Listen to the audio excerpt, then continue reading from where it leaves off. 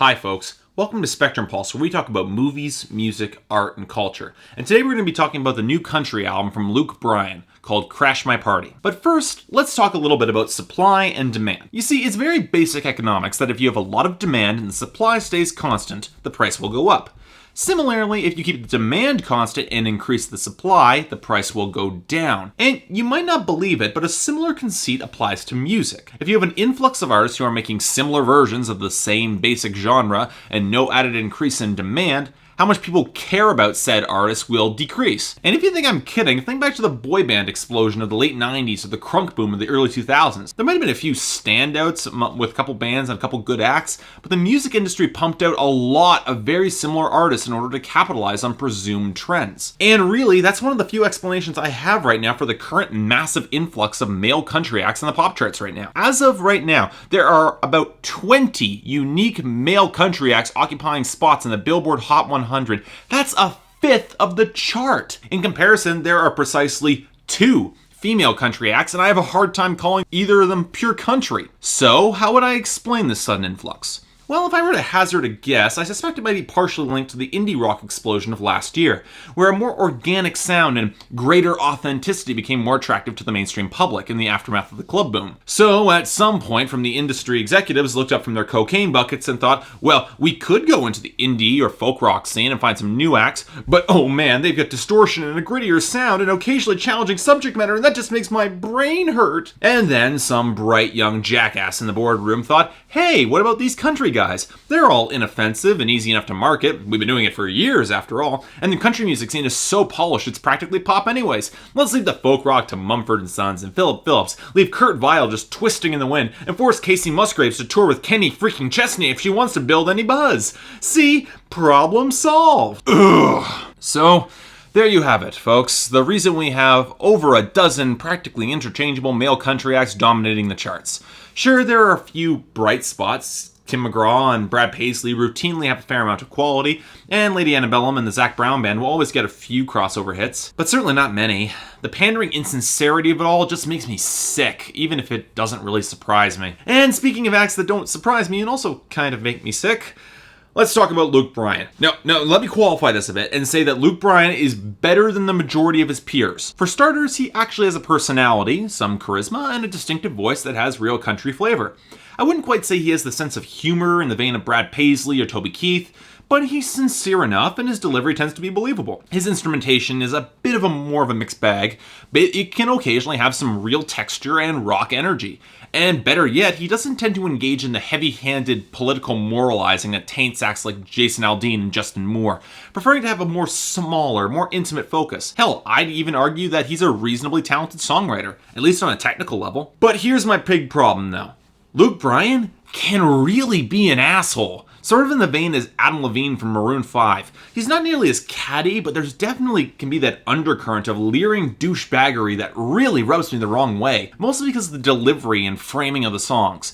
Take Kiss Tomorrow Goodbye from his album Tailgates and Tan Lines, which is basically One More Night by Maroon 5 with a country twist. It's a song about a toxic relationship that only works when Brian and his partner are having sex, but it's set up as being so romantic, when it's just unrealistic, sleazy, and a little misogynist. All traits that are amped to 11 on Country Girl Shake It For Me. And look, I like my fair share of rap and hair metal debauchery, but when Luke Bryan tries to fuse it with a call list of items of Southern pride, it just sounds pandering and leering in the worst possible way. And then, of course, there's I Know You're Gonna Be There, where Luke Bryan cheats on his wife/girlfriend in plain sight of her just to make sure that she still cares about him, with no consideration for his wife or the other girl. And it's just another song that's framed as him just testing her love. I honestly shouldn't even have to explain everything that's wrong with that. But with all that being said, I took a look at Luke Bryan's newest album, Crash My Party. Curious to see if some of the texture and good songwriting I liked made it over and the asshole behavior had been dropped.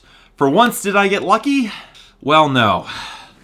While I wouldn't consider Crash My Party a bad album per se, it's far from good. It's probably one of the weaker country albums I've reviewed thus far this year, and the reasons why can be directly linked to a set of creative missteps that do real damage to this album, rendering it not so much bad, but it's painfully bland. If I can listen through the album multiple times and only remember maybe 2 songs that I like, we're definitely headed into trouble. So let's start quickly with talking about the elements of this album that actually work. Namely, Luke Bryan as a performer. He still has a lot of energy and his vocals are still very solid. On top of that, he's still a strong technical songwriter with a good natural flow and some talent for interesting hooks. And I'll say this, I was happy to see Luke Bryan's usage of heavy, distorted guitar come back in a big way on a number of tracks, lending them some real personality and grit that helps him stand out. And here's where my praise must come to an abrupt conclusion, because more of that than not, the instrumental texture gets shoved to the background in favor of processed beats on loan from the hip-hop recording studio next door. And I can't even begin to tell you how strikingly out of place it sounds when put up against organic instrumentation,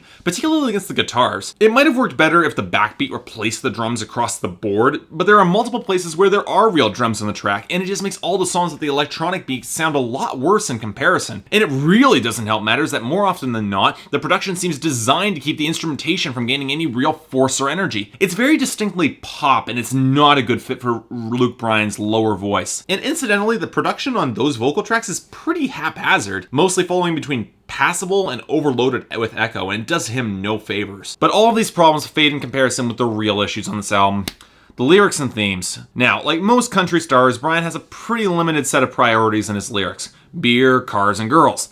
Now, this isn't an automatic breaking point for me, but it can get a little tiresome when the songs feel like they're recycling the same formula from the previous album. And it doesn't help matters that more often than not, Bryan just delivers his lyrics with the leering sensibilities of a frat boy douche who's just looking to get laid and not be all particularly interesting or funny about it. This comes back to a bit of an odd issue with Bryan's delivery.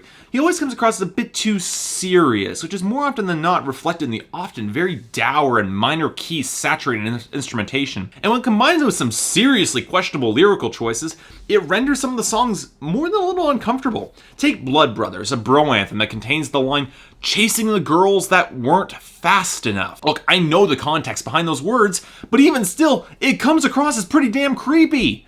Or take the title track, which is based around the principle that his girl can show up whenever she wants and crash his party. Now, I get the sentiment behind the song, I really do, but I can't help but feel that with Bryan's humorless delivery, he honestly sounds less romantic and more like he's guilt-tripping the girl in question to not come around. And on a similar note, I get the sentiment behind Drink a Beer, but when placed up against so many songs throughout the album where beer is a celebratory drink, I can't help feel that it's a little bit disingenuous. And here's the really frustrating thing.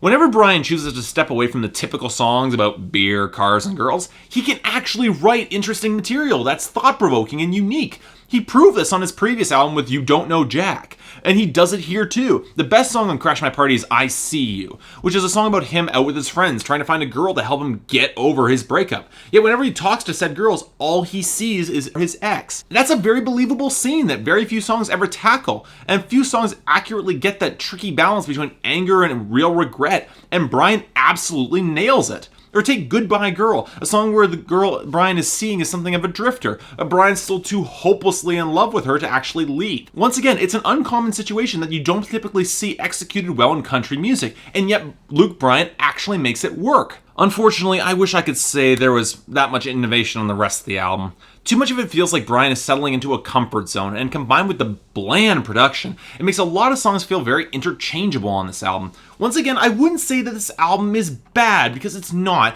but it does feel that outside of a few specific cases, Luke Bryan just isn't trying to the same degree anymore, and that's disappointing to me. On top of that, in an era where too many other male country artists are treading the exact same ground as Luke Bryan, it doesn't exactly help him stand out from the crowd. Yet all that being said, if you're looking for a few more songs about beer, cars, and girls, you could definitely do worse than Luke Bryan. And while I hesitate to give this album a pass, I will say that if you're a fan, you'll probably like this album. Otherwise, he's rarely doing anything that's all that special in comparison with the rest of the country scene, and Crash My Party isn't going to change your impression of that. You could do a whole lot worse than Luke Bryan right now, but this year, you could also do a whole lot better. Thanks for watching. If you'd like to like and subscribe, I got more reviews coming up soon. See you next time.